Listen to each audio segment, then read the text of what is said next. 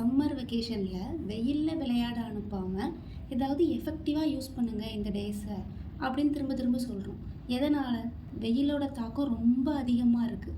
இந்த வெயில்னால் குழந்தைங்களுக்கு எந்த பாதிப்பும் வந்துடக்கூடாது அப்படிங்கிற ஒரு ரீசன் மட்டும்தான். ஏன் அபாக்கஸ், ஹிந்தி 2 மட்டும் சொல்கிறேன் அப்படின்னு பார்த்தீங்கன்னா, அந்த 2 மட்டும் நம்ம கிளாஸ் ப்ரொவைட் பண்ணிகிட்டு இருக்கிறதுனால நான் அதை சொல்கிறேன். இல்லை உங்கள் குழந்தைங்களுக்கு வேறு ஏதாவது இன்ட்ரெஸ்ட் இருக்குது அப்படின்னா அந்த மாதிரி கிளாஸஸ் கூட ஜாயின் பண்ணி விடுங்க.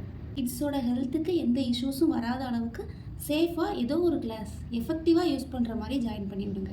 நம்மளோட கிளாஸ் டீட்டெயில்ஸ் தெரிஞ்சுக்கணும் அப்படின்னா வாட்ஸ்அப் நம்பருக்கு கான்டாக்ட் பண்ணி டீட்டெயில்ஸ் தெரிஞ்சுக்கோங்க. நாம் கண்டிப்பாக தெரிஞ்சுக்க வேண்டிய ட்ரேடிங் ஃபேக்ட்ஸ் என்னெல்லாம் இருக்குது அப்படின்னு பார்க்கலாமா? ட்ரேடிங்னு எடுத்துக்கிட்டாலே இட் மைட் டேக் இயர்ஸ். அது 1 இயராக கூட இருக்கலாம், இல்லை 2 இயர்ஸாக கூட இருக்கலாம். நீங்கள் அந்த ஸ்ட்ராட்டஜிலையோ இல்லை அந்த டெக்னிக்கல்ஸ்லையோ மாஸ்டர் ஆகிறதுக்கு 1 இயர் ஆகலாம். நீங்கள் இமோஷ்னலி ஸ்டேபிள் ஆகிறதுக்கு இன்னும் 2 more இயர்ஸ் கூட எடுத்துக்கலாம். அது நம்ம தெளிவாக சொல்லவே முடியாது. ஏன்னா தௌசண்ட்ஸ் ஆஃப் ஸ்ட்ராட்டஜிஸ் இருக்குது.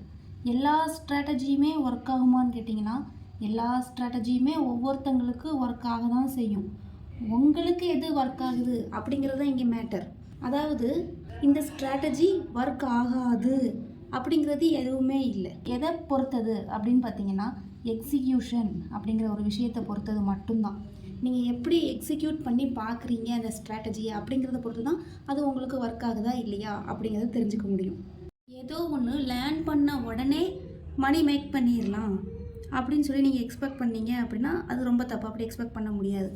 ட்ரேடிங் அப்படிங்கிறது ஃபுல் அண்ட் ஃபுல் இமோஷன்ஸ் தான். நீங்கள் உங்களோட இமோஷன்ஸை எப்படி கண்ட்ரோல் பண்ணுறீங்க அப்படிங்கிறத பொறுத்து தான் இருக்குது. அதாவது இந்த இமோஷன்ஸ் அப்படின்னு வரும்போது மோஸ்ட்லி இது க்ரீட் அண்ட் ஃபியர், பயத்தினாலையும் பேராசைனாலையும் நிரம்பி இருக்குது அப்படின்னு கூட சொல்லலாம். ஏன்னா மார்க்கெட் எப்படி மூவ் ஆகுது அப்படிங்கிறத பொறுத்து உங்களோட இமோஷன்ஸும் சேஞ்ச் ஆகும். டிப்ரெஷனில் போகுதா இல்லை ரொம்ப ஹாப்பியாக போகுதா, போயிட்டு திரும்ப மறுபடியும் டிப்ரெஷனுக்கு வருதா அப்படிங்கிறது மார்க்கெட்டோட மூமெண்ட்டை பொறுத்தது தான். நீங்கள் அந்த இமோஷன்ஸை ஒரு தேர்ட் பெர்ஸ்பெக்டிவ்லேருந்து பார்க்க ட்ரை பண்ணணும்.